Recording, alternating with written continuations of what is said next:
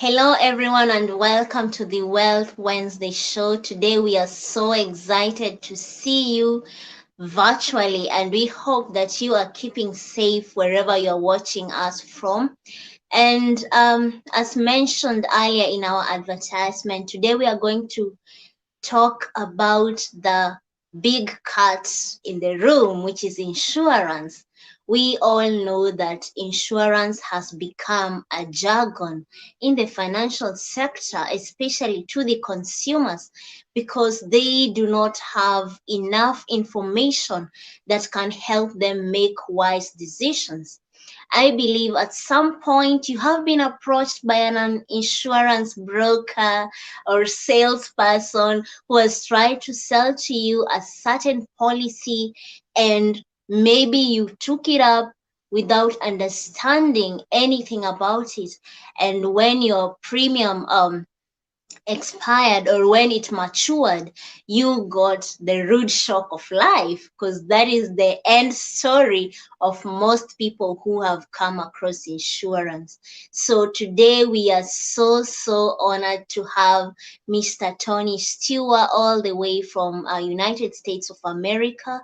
He is a renowned author, podcaster, as well as an advocate of financial preparedness. He's gonna tell us more about that, as well as the founder of Get Ready podcast.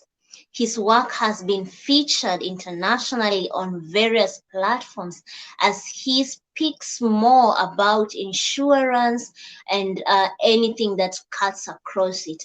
Just to mention, he's been featured on Forbes, he's been featured on New York Times. He has done a lot of amazing work when it comes to insurance matters. And tonight, he's going to share with us the information. He's going to pour out his knowledge so that we are able to make wise decisions, well informed decisions when it comes to insurance. Without taking much time, allow me to give the platform to Mr. Tony so that he can introduce himself and tell us more about himself. And to you, our viewer, keep it locked. Invite as many people as possible. Share this link out, as well as share with us in the comment box. Where are you watching us from? And of course, send us a hi so that we can say hi back. Mr. Tony, welcome. Hi, Sheila. Thank you so much for having me today.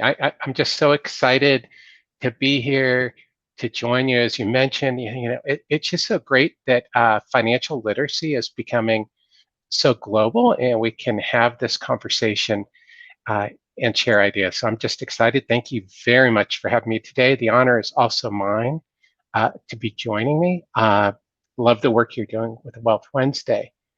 Uh, so I've been in insurance for quite a long time. I started off in insurance sales, as so many people do. And over the course of time, I became more of an insurance consultant. People would ask me to review an existing life insurance policy. As you mentioned, so often people buy an insurance policy or other financial product and they don't understand what they bought, or they forget what they've bought a year later when they get the next premium notice. So I started doing that rather than selling insurances. I would review in-force life insurance policies. And that led to writing my first book, Questions and Answers on Life Insurance, where I wanted people to have something where they could look up questions that they have on life insurance rather than just buying a book that's really about how great life insurance is, so that they could get those things. And that led me to doing more financial literacy work, as I found that people didn't really understand insurance. Even sometimes in the insurance industry, it's a little bit of a black box.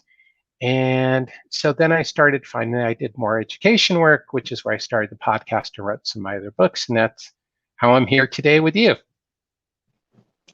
Perfect. That is a really profound introduction. And I actually checked out your book, Question and Answer for Insurance, and I've seen it has been used widely by a lot of businesses just to train their insurance executives, which is something that I must commend you. You have done a great job. I can see we have Cecilia Ndegwa in the house. She's watching us from Nairobi, Kenya, that is Africa.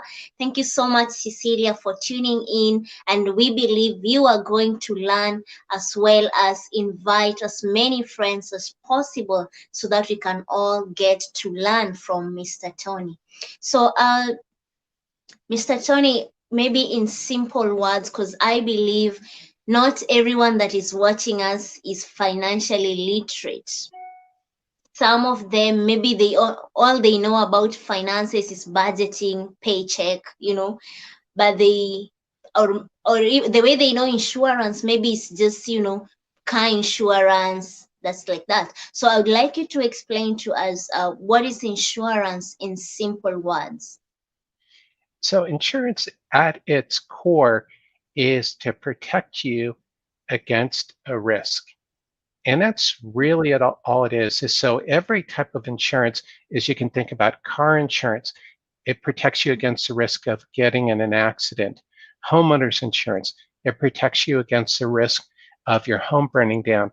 Life insurance protects you against the risk of dying. So that's the simplest solution. Everything else is noise and advertising from the insurance business because that's all you're really buying is you're paying a premium to protect you against an event. Absolutely, I totally agree with you. It's more of protection. In simple words, insurance is protecting you from an unforeseen occurrence because you don't plan for your car to, be damaged. You don't plan for your house to need some finances, maybe because of some occurrence. We don't plan for that, but we protect it through insurance. And this leads me to my next thought. Do we have types of insurance? We do. There are many types of insurance. So Sheila, would you like me to talk more generally about different types of insurance overall or more different types of life insurance? Maybe you can start with the generally, because we are gonna get to life insurance. Okay. So just generally, yeah. Okay, so there are types of life insurance, and this may differ a little bit from country to country, but the basics remain is we have, of course, life insurance, which protects you against the event of a death, which we have no idea when death will happen. We have, and when we think about insurance is not always just for us, it's for somebody else. Now, it may sound hokey with life insurance because insurance industries in different countries have taken it a little bit too far, but life insurance is about your beneficiaries and something that you do for somebody else. Now, car insurance, that's protection for yourself in the event you get into an accident. So that's a very popular type of insurance. Almost everybody has car insurance if you have a car. In the United States, it's required that you have auto insurance. I don't know how other countries do that. You have homeowners insurance, which you mentioned, but then you have more specific types of insurance. And one that I think is the most important type of insurance that most people don't talk about, and that's disability income. And I know that has different names across the Mhm. world, and that is income in the event, I mean, it's insurance in the event you lose your income due to a Mhm. disability. And that is critical because there's a greater chance of us Mhm. having some type of disability, whether it's Mhm. temporary, where we can't work for 6 months, or Mhm. permanent, than we have of dying or having our house burned down, that it's more likely that we'll experience that. And that also ties into, in some countries, ties into health insurance, where you have insurance that helps pay for medical bills. But I would say disability insurance is one that is overlooked, but it all still follows that principle is that you're protecting against something happening to you that you couldn't afford to pay out of pocket. Absolutely. They all come back to the main point or the main definition that insurance is more of protection. So a lot of people they have had this wrong mindset that insurance is bad just because of the bad episodes they've had previously, and I believe the disadvantages of insurance have been preached more compared to the importance. Maybe you could share with us what is the role or what is the importance of having insurance now that most people their mindset towards insurance has kind of been corrupted. Well, I think this gets to the heart of what you're doing with the Financial Wellness Center is that it's Mm. about education. That I think we each, as a consumer, have a duty to educate ourselves and to think about what we were purchasing is to put aside, like when we're being sold anything, when we go to buy a car, the car salesperson wants to sell us a car that's going to get them a nice commission. Is so we need to do some research. Um, and with the internet, it's, well, you have to find good information from a trusted source, but to Yeah. think about what you're buying and to start off with a different question rather than thinking about what type of insurance you want is to think about what your needs and goals are, is to sit down and start with that process and say, okay, this is this is what I need. These are my goals. I want to do X, Y, and Z. My situation is I have a family and I have a car, but I don't own a home. So if you don't own a home, you're not going to buy homeowners insurance. However, the life insurance industry wants you to buy life insurance even if you don't have somebody that you're protecting. So that's one of the things is that you have to start off with yourself and what your plan is, what your goals are, what your needs are, and who you are and where you want to go, rather than taking a look and saying, ooh, I heard about this policy and I need to go out and buy it. A good example of this, at least in the United States, is they advertise medications uh, on the TV, and it's like you talk to a doctor and they're like, well, you know, somebody will come in and say, well, I need to take the little blue pill because I saw it on TV and they said it's really good. And doctor will say, you don't need it, you Yeah. know? So Yeah. it's the same thing with insurance is, I talk a lot about this as the concept of first aid with uh, finances in general is you have to use the right tool. If you need a band-aid, you're going to use a band-aid. If you need, um, whatever you may need is that's a tool you need. And that's where you have to start off is to take a look at the tool you need rather than taking a look and saying, okay, it's a hammer. How am I going to use this hammer? I totally agree with you. And I think that is where most people have fallen short because they don't identify their why. They Hmm. just go for the insurance because they saw an advert or a friend told them like this policy is good for you, but they didn't answer their own personal why. I like the analogy that you gave where you see a medicine being advertised on TV and you go to your doctor and tell the doctor I need this, I want this, yet you really don't need it. Now that we have you have helped us learn what insurance is, the types of insurance, and how important it is in our lives.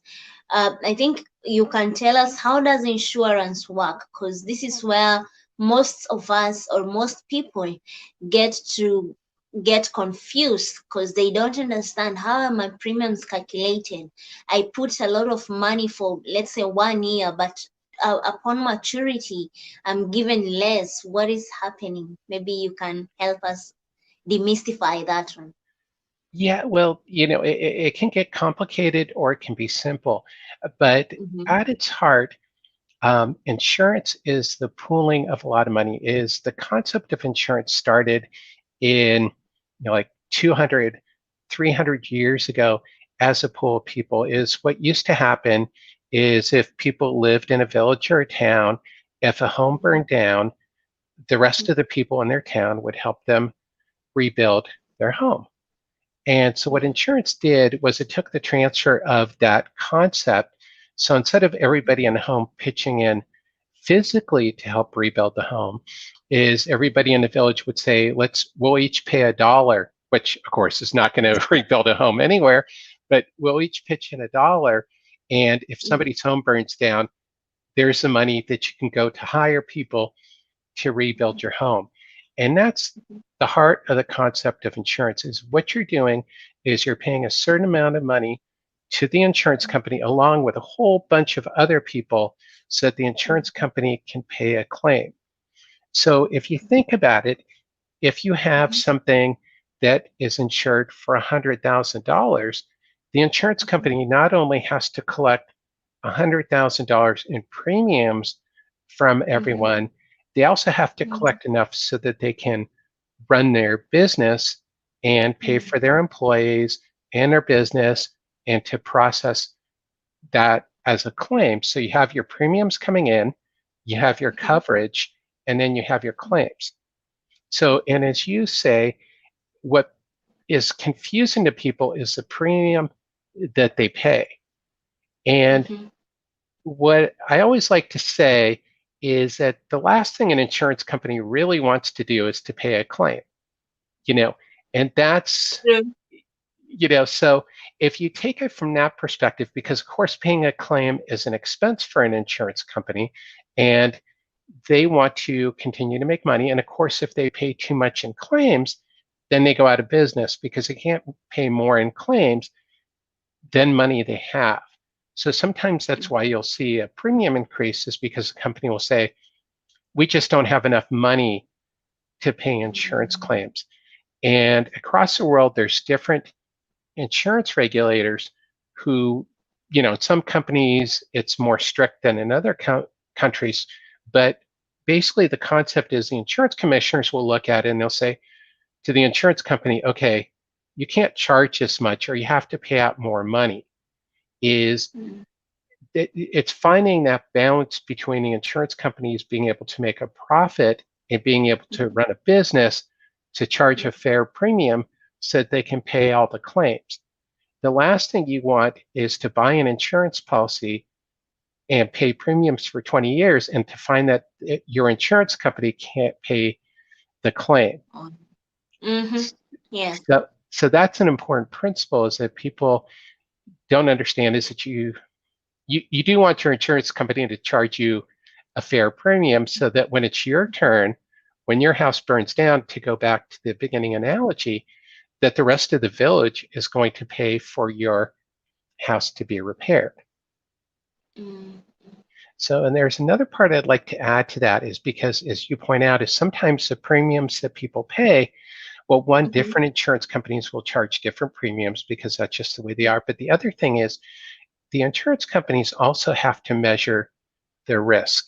If we get back to the house analogy, if your Mm-hmm. house is next to a lake and it's 2 inches from the lake and Mm-hmm. you're in an area where there's a lot of rain, then it's likely that your house is going to flood.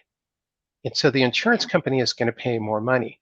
And it works that Mm-hmm. way with life insurance.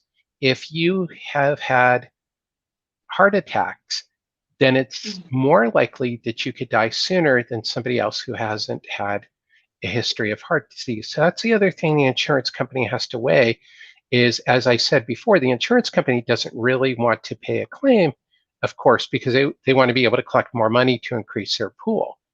But Mm-hmm. that's how the process works. Okay. Thank you so much for giving us such a very profound and extensive explanation. Because I've actually come to understand that it's not about payment, because insurance company, they're also in business, they're running a business just the same way Hmm. we run any other business. And for any business person, they are always looking into cutting the cost. In this case, premium paying out a claim is a cost for the insurance business. So I think that is what causes most people to feel like insurance is a scam, as most Hmm. people say. Because, example, if you take, let's say, a house insurance, and for 30 years nothing happens to your house, you cannot claim it back, or something in that line. So I think we can move to the next one, which is life insurance. Tell us more about it, and maybe mention the categories that are involved in life insurance. So at its heart, it's the same thing. Is life insurance is really actually super simple, but the insurance Mhm, industry has done a very good job of making it super complicated. Is the idea is you pay a premium, and if you should mhm, die, your beneficiary mhm, receives the claim. Pretty mhm. simple, right? So, Yeah, yeah, and yeah, yeah. that's where it gets complicated. Is so instead Mhm, of so that would be term insurance. So term mhm, life insurance is where you pay a premium and your beneficiary receives a death benefit in the event you should pass away during the term that that policy is in force. That is the most mhm, simple type of life insurance, and it's actually pure insurance. Now, where mhm, life insurance gets different than every mhm, other type of insurance is that a lot mhm. of policies have a cash value component. And I know we're going to Okay. talk a little bit about this later on, is whether life insurance is a good investment, but that's where it gets very tricky, is because you Mhm, can have all kinds of variations with that cash value component. So what happens is you purchase a policy, and instead of just having a death benefit, you get a cash mhm. value. Now, as we all know, Mhm. this is true all over the world. Nothing is Yeah. ever free. And insurance companies, as you point out, they're a business. So if they're Yeah. saying, okay, well, if you live 10 years, you get back your money, they have to Mhm. charge you for that. If you're going to build that cash value, you're going to have to Yes. pay for that. So the Mm. premium on a cash value life insurance policy is oftentimes 10 to 20 times that of a term insurance policy. So then you can get into variations of that where the cash value is guaranteed, and that might, in the United States, that might be whole life insurance.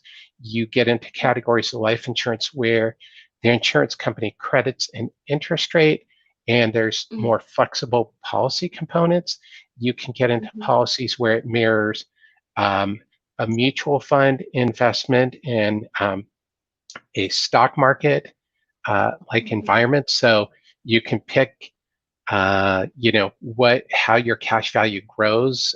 It'll track like an investment bucket. That gets a little more Mhm. complex, but uh, the insurance companies have this whole variety of ways.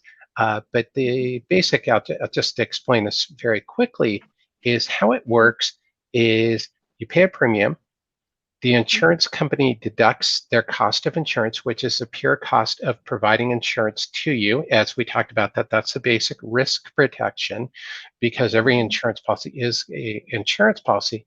Then they deduct their expenses of running the insurance company, their overhead expenses, or it might be called administrative expenses, but it's to pay for their buildings and their lights and their telephone and everything else. And then Mhm. on top of that is where they credit you. It could be interest, it could be dividends, whatever Mhm. type of policy you have, it will have a different name, but it's where they pay you some type of return on your cash. And that's really, I think, the basics internationally of insurance. Mhm. Mhm. Absolutely. What you've just covered, it cuts across. I just realized it cuts across internationally, because even here, it's the same concept on matters of life insurance. So I guess I think most people, that is why most people tend to shy away from life insurance, because they don't have someone to explain to them the concepts the way you've explained to us right now.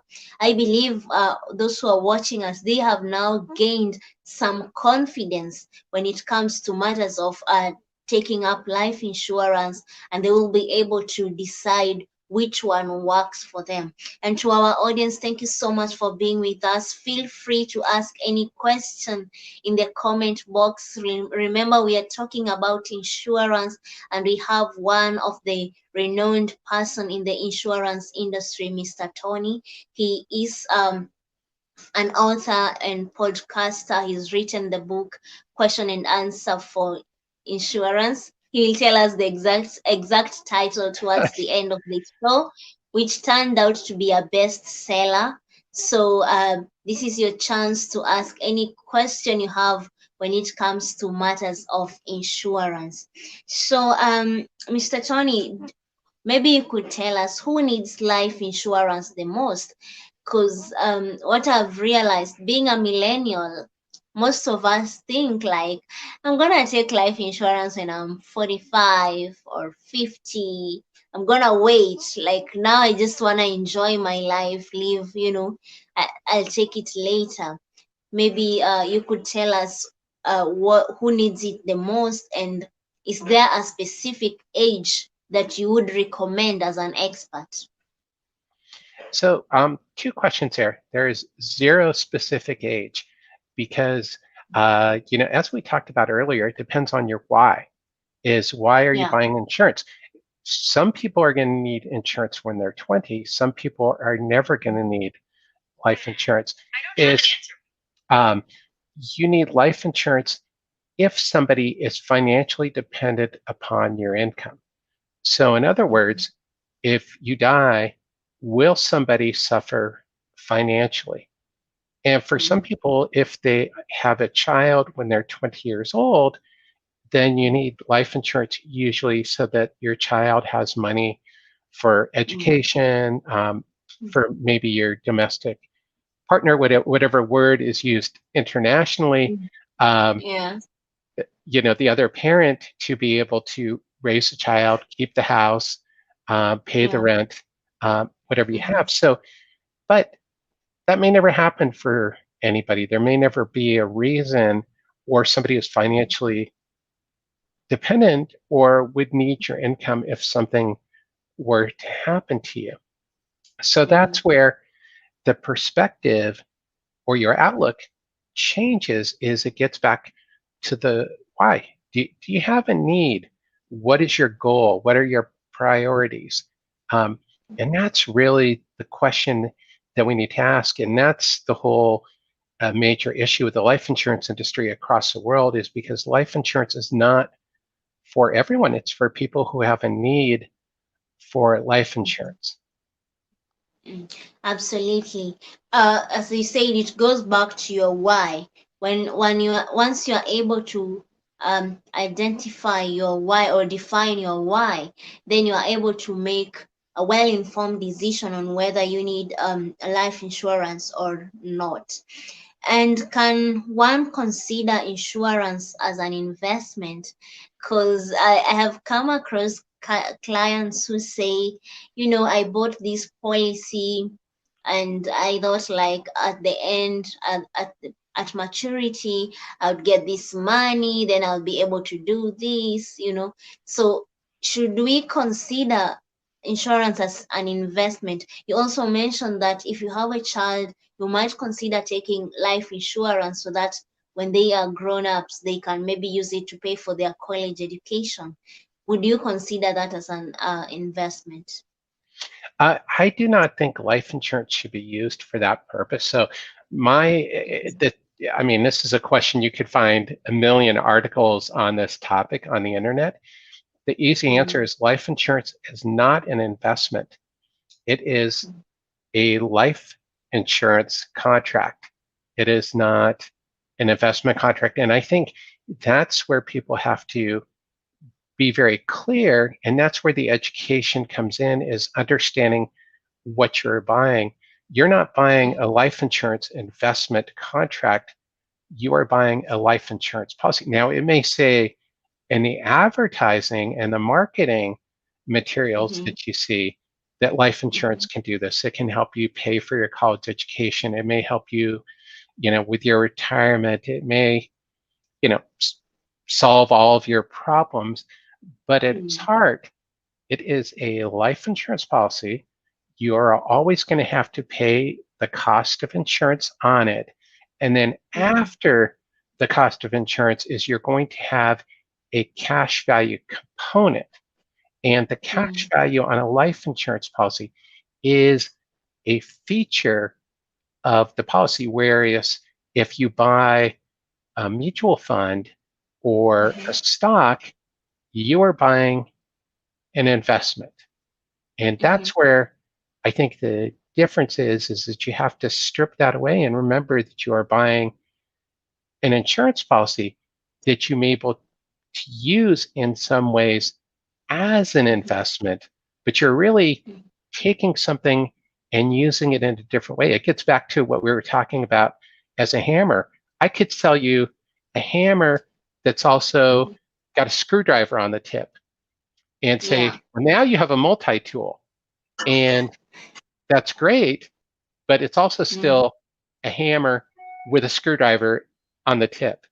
And that might not be the best analogy, but the idea is that you're adding on something to something else that's not where it's starting out at. So I hope that makes sense. I got a little twisted there, but that's Yeah, the you idea. gotta leave this head, but it makes sense. Actually, I think it's time people stop thinking of life insurance as an investment.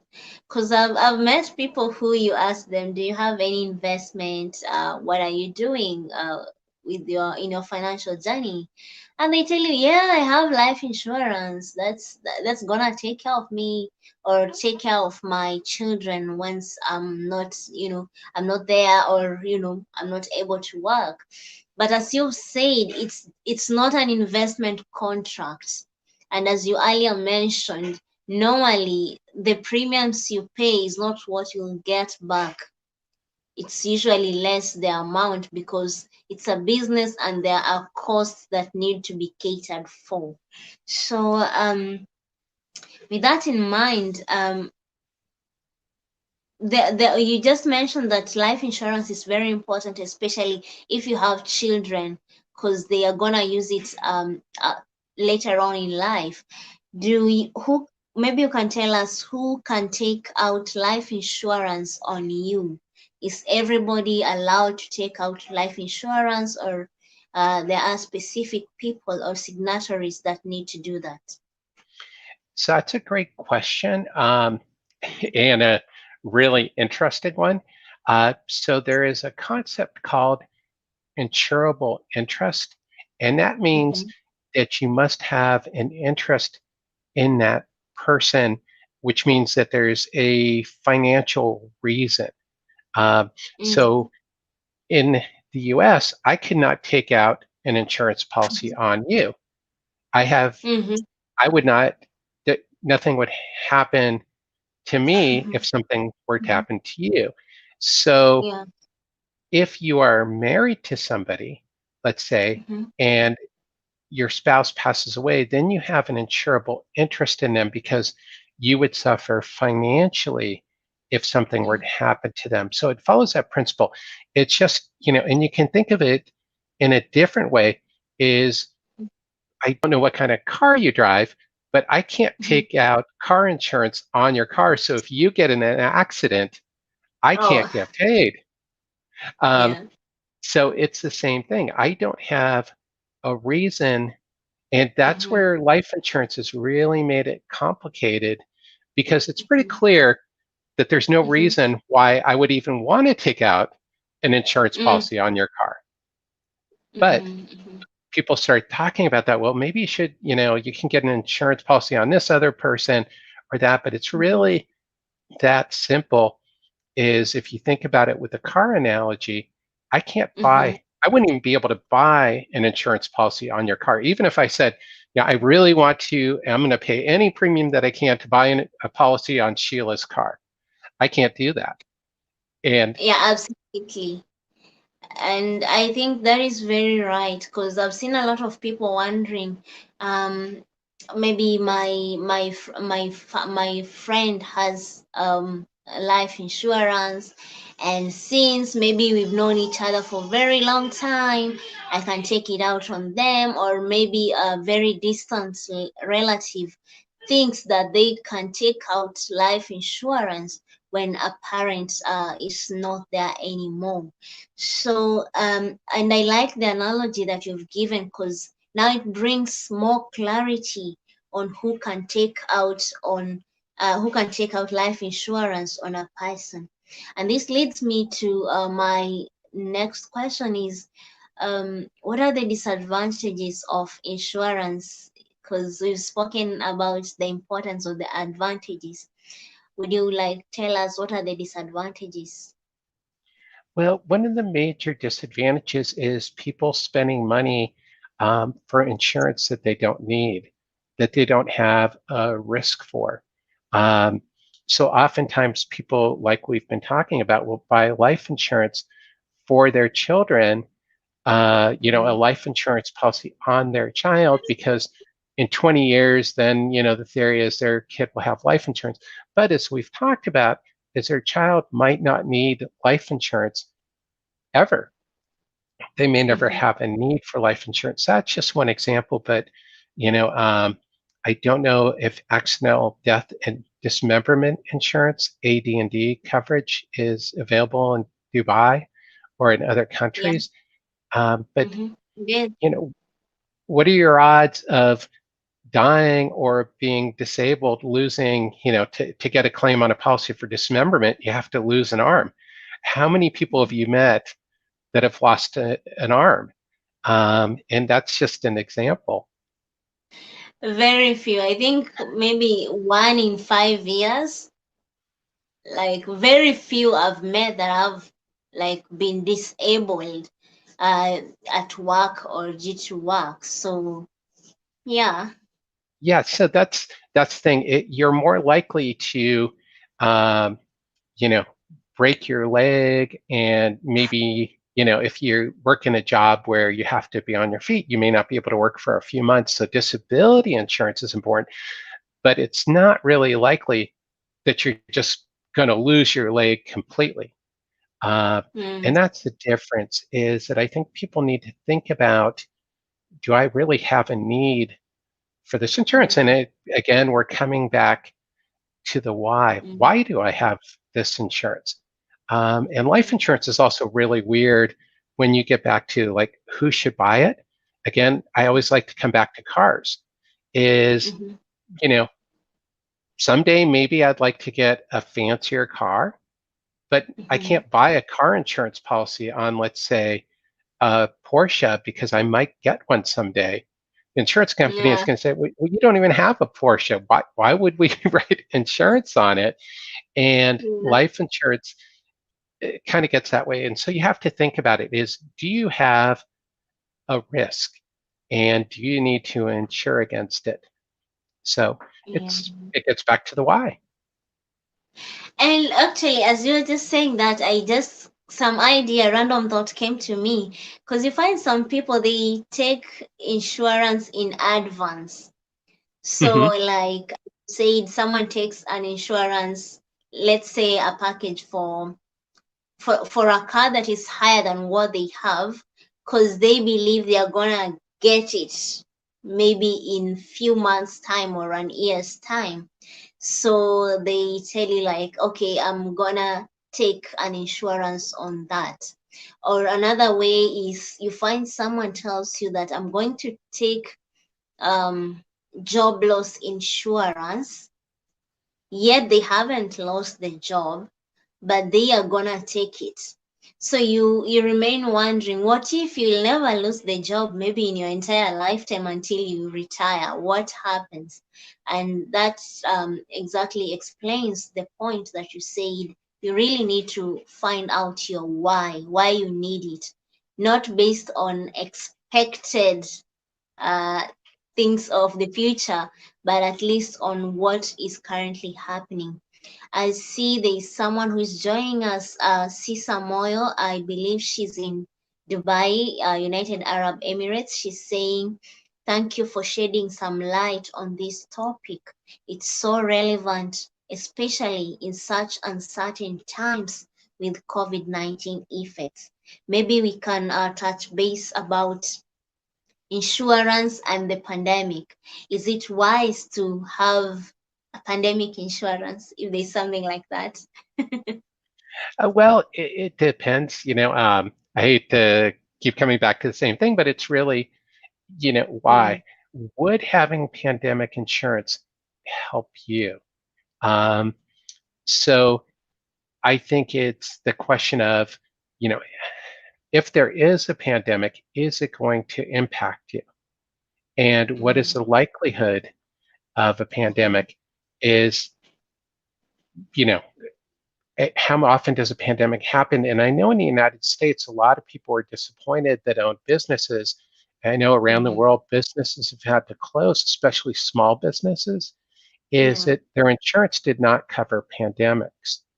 Mhm, So the other question is, can the insurance companies afford to provide coverage for something like a pandemic? So if an mhm, insurance company, let's say all the insurance companies in the world had offered a pandemic insurance policy to every small business, mm, could they have afforded to pay a claim when pretty much every business in the world shut for a month?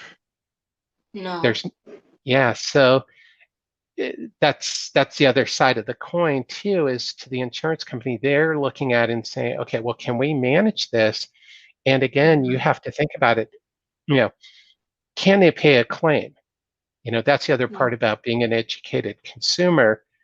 Am I mhm, paying too low of a premium? Does this make sense? mhm. If I shop for car insurance, I just like using car insurance because most people have it.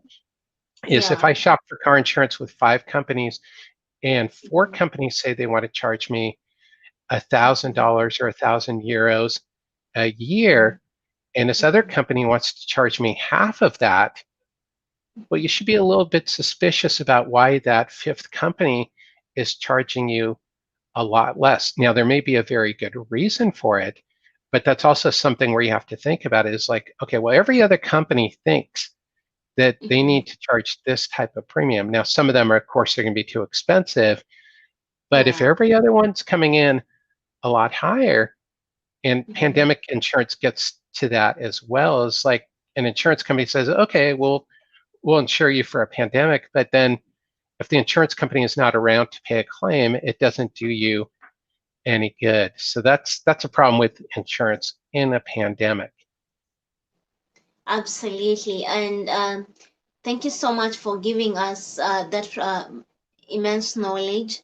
And to our audience, we are coming to the end of the show. If you have any question or if you have any feedback that you'd like us to know, please feel free to start writing in the comment box below as we get to discuss on our last questions. Tony, what I'm just thinking is maybe you could tell us, if I'm going to shop for an insurance policy, what are the key things that I need to look out for?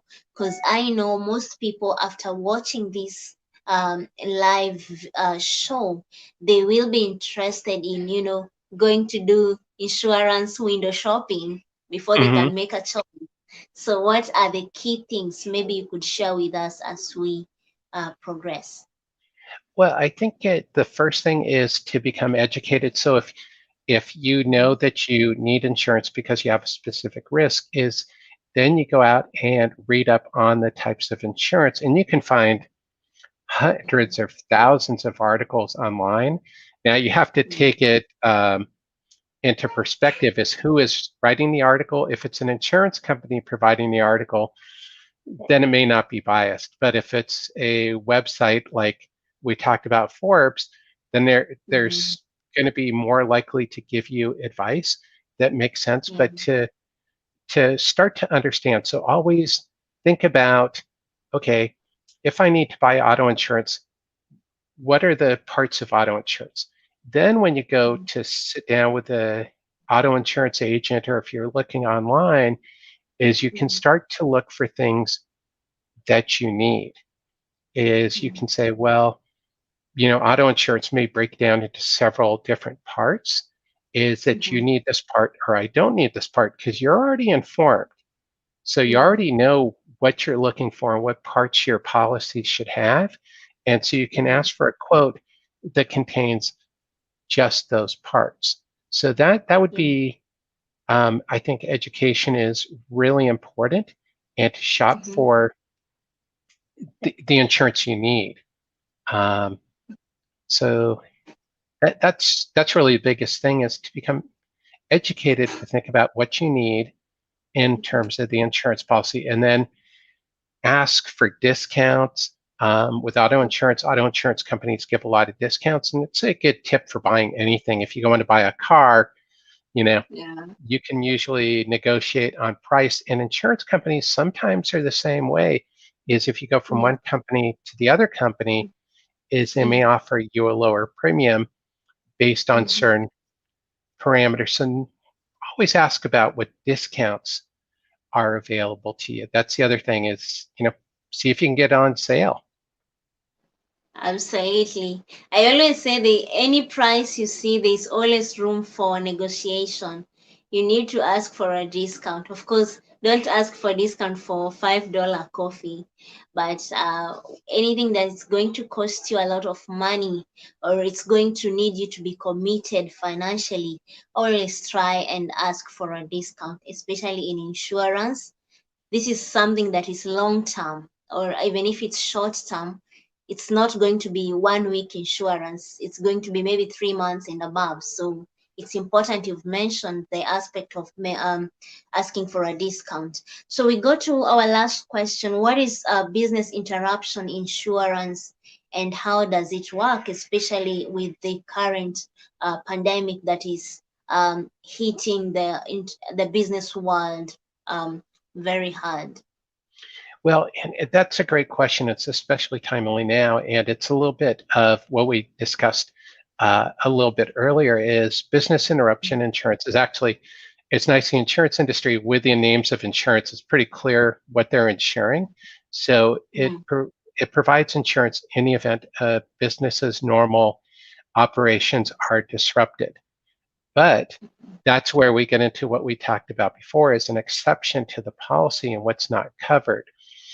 Business interruption insurance usually does not cover a pandemic. It doesn't cover an active war. Um, mhm, Things that are just so general that the insurance industry could not pay for it. Um, mhm, in the United States, there's a term active God mhm, that's sometimes used in insurance policies. So, as with anything, you have to become educated about the insurance policy. Actually, as boring as insurance policies are, is to try mm, to read it and to understand as much of it as you can to make sure what's covered and what's not covered. In the United States, is the insurance companies have to list what on a business mhm, interruption policy what is covered and mhm, what is not covered. And so when you look at that list, is you have to make sure that if you're buying insurance because you're concerned about flooding, that your mhm, insurance policy will actually cover you for flooding. On many homeowners insurance policies, for example, flooding is not covered. You have to buy a separate mhm, flood insurance policy. And business mhm, interruption insurance may work the same way. It will only cover your if your business is interrupted by maybe four different things, but your mm, concern is if your business is interrupted by something else. So it's always the question of ask questions, make sure you know mm, your why. Um, mm. that you always come back to that. Am I really covering? Am I getting coverage for what I think I'm getting coverage for? And that's the Ye- tricky part. Yes, that's very true. People get covered for things they really do not need, but just they take it to feel secure. emotionally secure, but in real sense, it's not offering the exact security as needed. And as you mentioned, it's very important to check what is in the package. What is the insurance company covering you in that policy that you're taking? Because I realized a lot of people, when they take insurance, they think it's general, it will cover everything. For example, the business interruption insurance, as you said, if the calamity that happens to your business is not stated as part of the policy package, then they are not going to help you. I believe that is what one of the things we need to really be aware of when we are taking up any insurance policy. To our audience, thank you so much for staying with us. We really appreciate, and we believe you have learned a lot, just as I have done. And if you have any question, you can feel free to write it right away, or you can post it later on, and we shall be more than happy to send it over to Mr. Tony so that he can send us an answer or something. As well as we believe we shall get another opportunity to bring Mr. Tony on board again so that he can keep on sharing with us another aspect of maybe insurance or something along that line.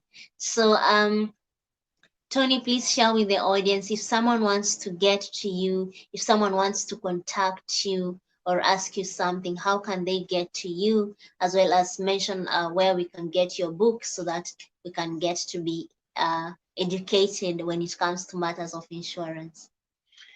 So people can tune into my website, and it's www.tonystewart.com. So it's just my name.